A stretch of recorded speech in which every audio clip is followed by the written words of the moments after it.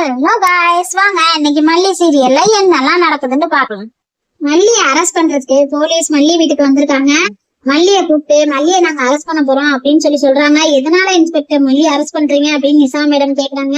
அதுக்கு போலீஸ் சொல்றாரு, அந்த ரேணுகாவை நீங்க கொலை பண்ணிருக்க வாய்ப்பு இருக்குன்னு எங்க கிட்ட தேவையான எவிடன்ஸ் இருக்கு அப்படின்னு சொல்லிட்டு எவிடன்ஸ் எடுத்து காட்டுறாங்க. அந்த எவிடன்ஸ்ல ஒரு கத்தி ஒண்ணு இருக்கு. அதுக்கு ராஜேஸ்வரி மேடம் சொல்றாங்க, இந்த கத்தி இந்த வீட்டுல உள்ளதுதான் சார், இவளை முதல்ல அரெஸ்ட் பண்ணி கூட்டிட்டு போங்க அப்படின்னு சொல்லி ராஜேஸ்வரி மேடம் சொல்றாங்க.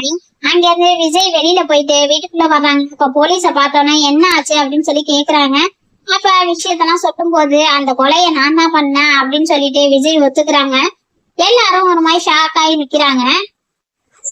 என்ன நடந்திருக்குங்கிறத அடுத்து வரப்போற எபிசோட பார்த்து தெரிஞ்சுக்கலாம். தேங்க்யூ.